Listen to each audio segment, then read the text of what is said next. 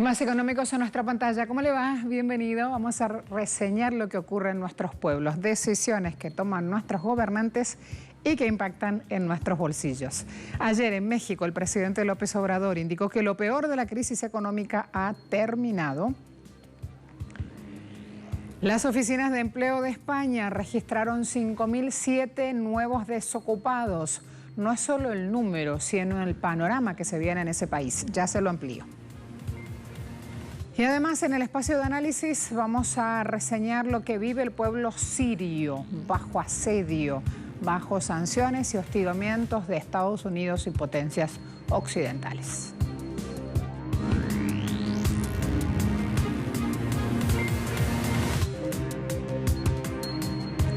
Empecemos revisando la siguiente información. La Junta Directiva del Banco Central de Venezuela apelará a la decisión del Tribunal de Reino Unido que denegó al gobierno venezolano la devolución de 31 toneladas de oro para compra de alimentos y medicinas.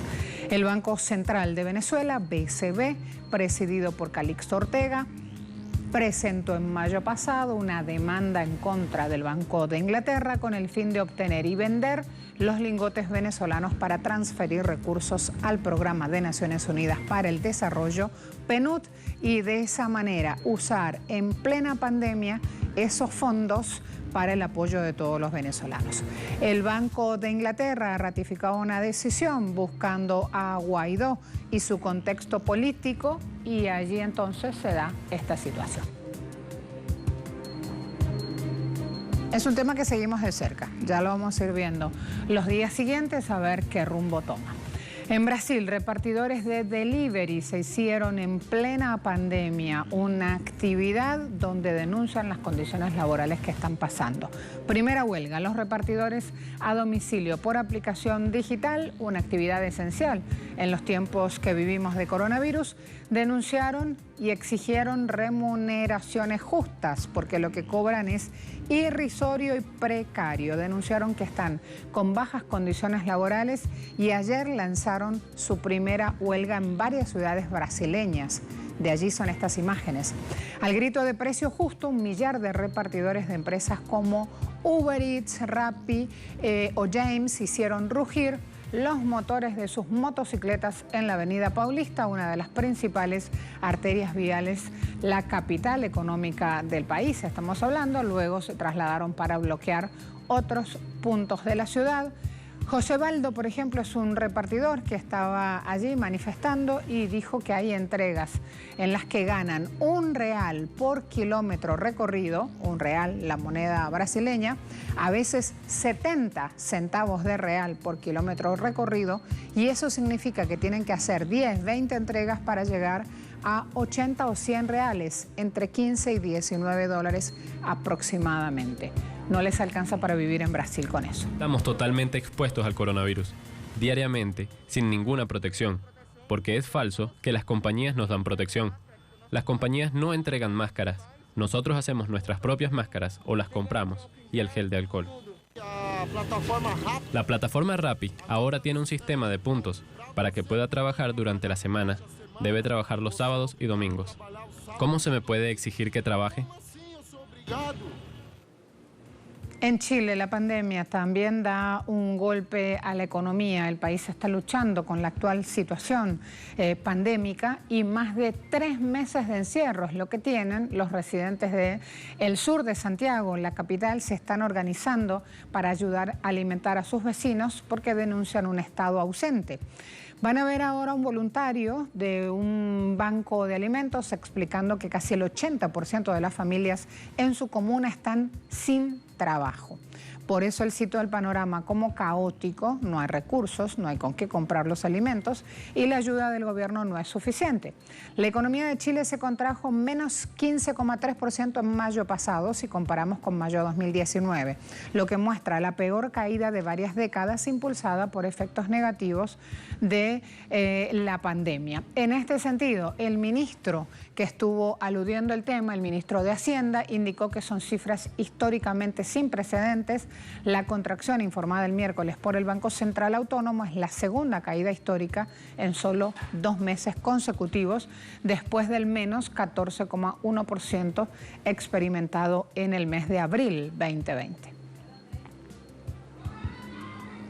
En México, a 2 años del triunfo electoral del presidente López Obrador, él ayer habló y dijo que lo peor de la crisis económica ha terminado. Durante un discurso para conmemorar el segundo aniversario entonces de su victoria, el mandatario mexicano aludía al panorama que hoy viene, citaba el gobierno de todos, un gobierno de pueblo, para el pueblo y con el pueblo, refrendaba su compromiso de ser fiel a los principios de no mentir, no robar y no traicionar a ese pueblo. Y hablaba también del salto de enero a junio de los ingresos, entre otros datos económicos, de las tiendas de autoservicios del país. Más de 500.000 millones de pesos, algo así como 60.000 millones, superior que a la cifra experimentada en el año 2019. Las remesas, que es un punto importante cuando uno revisa la economía mexicana, han incrementado 10% con relación al mismo periodo que el año pasado. El Banco de México dio a conocer que esas remesas aumentaron en el mes de mayo 10%.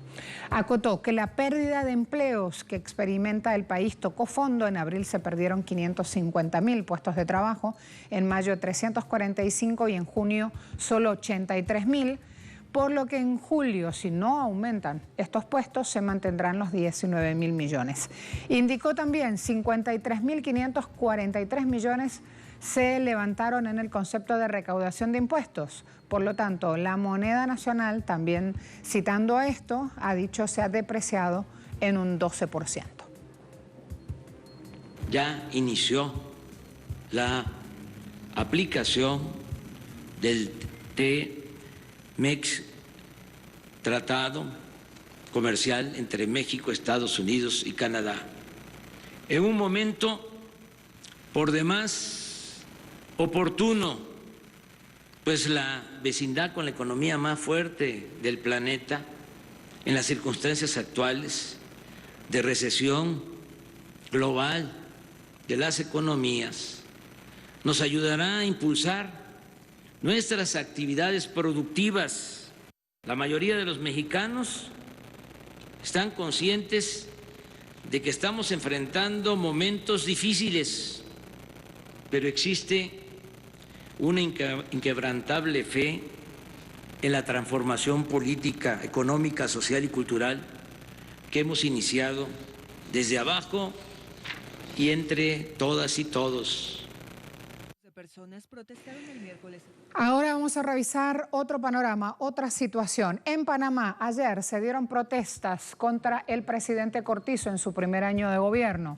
Con un horizonte de crecimiento económico negativo y un aumento de la desigualdad social que ya era de las 5 más acentuadas del mundo, de acuerdo a datos de Naciones Unidas, las promesas de Cortizo de rescatar a su país de la corrupción y el letargo económico parecen quedar cada vez más lejos. Además de la crisis sanitaria, Panamá enfrenta una situación económica de nubarrones con cerca de 200.000 contratos de trabajo suspendidos y previsiones económicas que anticipan una contracción del crecimiento de 2,2% para este año. En 3 meses los ingresos han caído alrededor de $900 millones, la mitad de lo previsto, y esto obliga a hacer recortes presupuestarios por $2.000 millones. Ya queremos que la corrupción se acabe, queremos que la gente tenga educación, salud. Eso es lo que necesitamos en nuestro país. Nos están robando y Panamá tiene que despertar. A la vuelta de la pausa vamos a ver otra situación en el continente europeo, los retos de Alemania así presentados.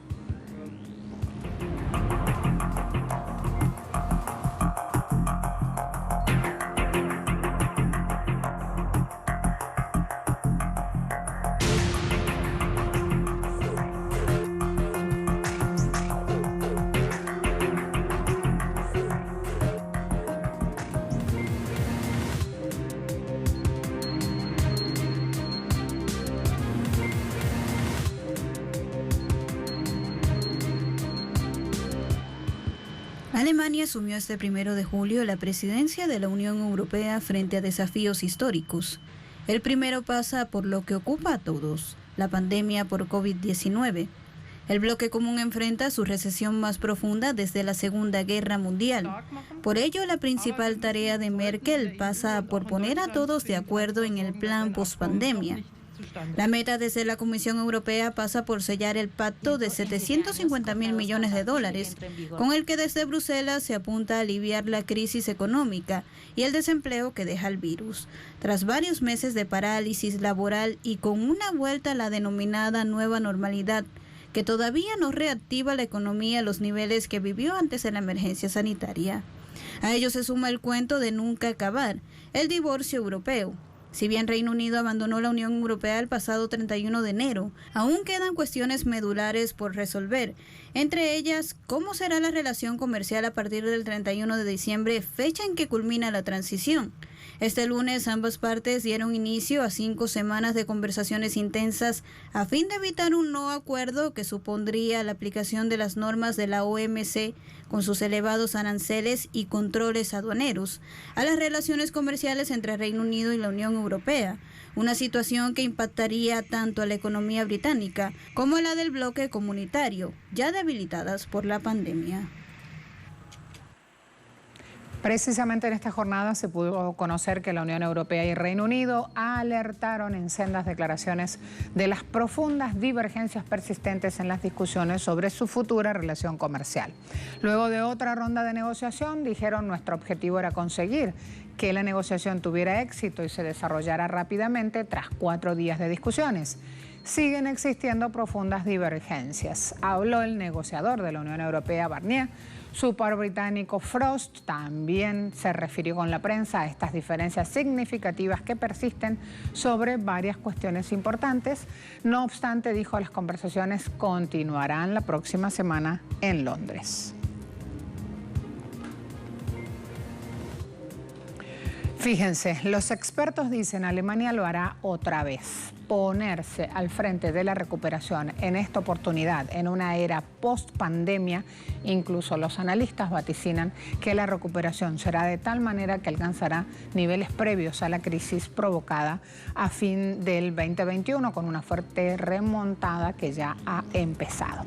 Previsiones del BCE contemplan hasta fin del 2022 no se cerrará la herida para toda la región, pero Alemania, con su potente plan de estímulo fiscal, que incluye, entre otras cosas, un recorte temporal del IVA, ayudará a mitigar el daño producido en el consumo. Las ventas minoristas conocidas en mayo avalan esta tesis.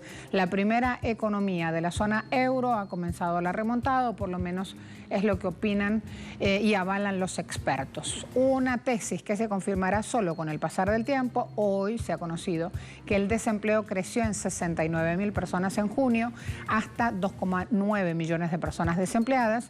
Los cálculos son que en todo el año se habrán perdido alrededor de 450.000 empleos. Si nos centramos en el PIB específicamente, tenemos que en los primeros 3 meses del año la caída fue de 2,2% y se espera para el segundo trimestre, siempre de este 2020, una caída del 11,9%.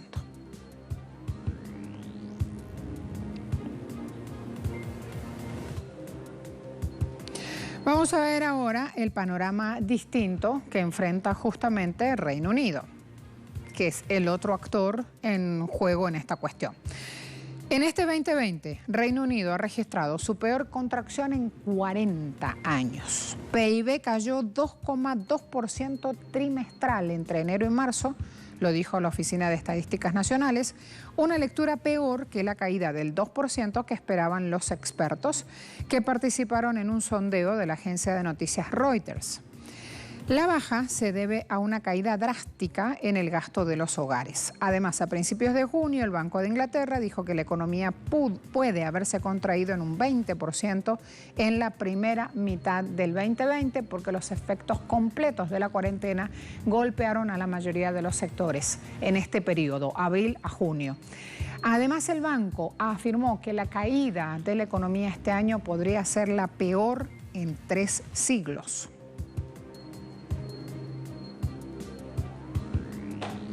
Y ahora revisamos España, donde el dato de desempleo, les decía en titulares, en junio se elevó 0,1%, primera vez en este mes del año desde el 2008, que esta cifra de desocupados va hacia el alza.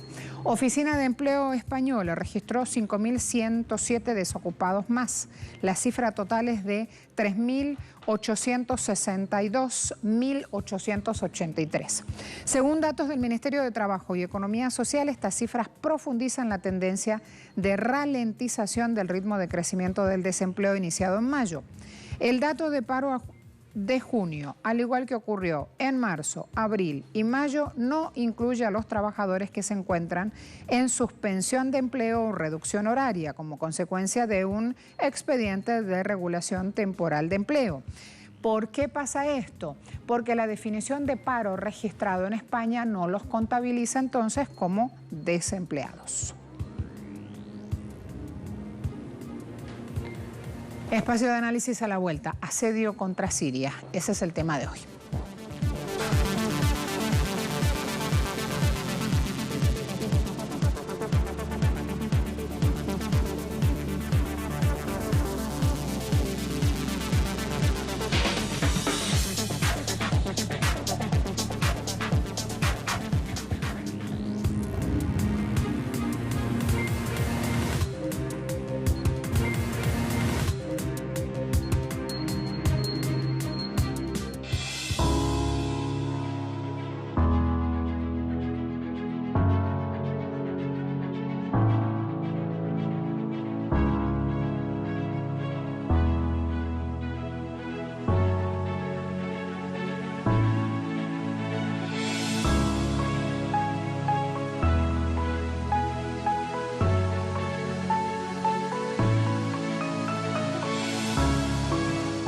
Las sanciones ilegítimas contra Siria, implementadas sin pasar por el Consejo de Seguridad de la ONU, tienen un impacto negativo. A pesar de un llamado del secretario general de la ONU para aliviar la presión contra las sanciones durante la pandemia, tanto Washington como Bruselas han decidido extender las medidas contra Damasco.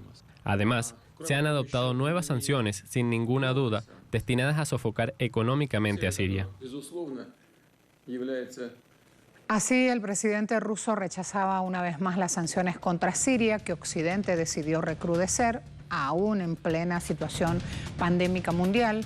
Los sirios han vivido 10 años de una guerra auspiciada por sectores externos que buscan quitarle a ese país su soberanía.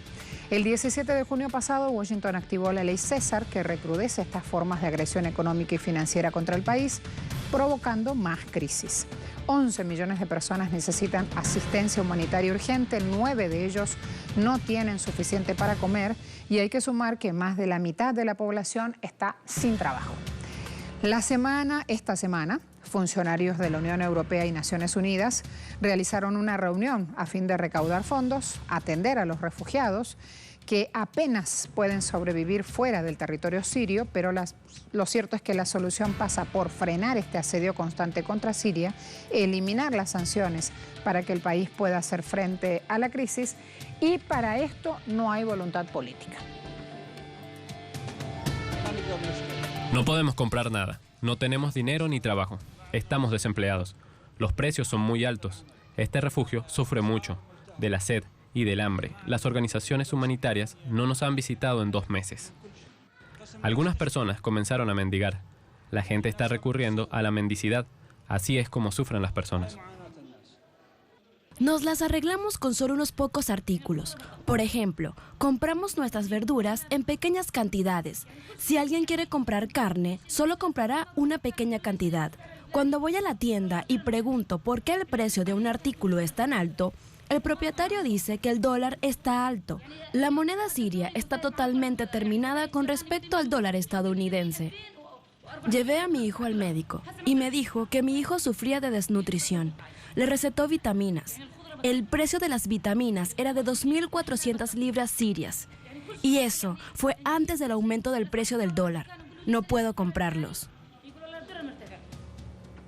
Fíjense, Estados Unidos, en medio de toda la compleja situación que atravesamos todos en el mundo, Ese país insiste en ahogar financieramente al gobierno de Bashar al-Assad, el gobierno electo por los ciudadanos en Siria.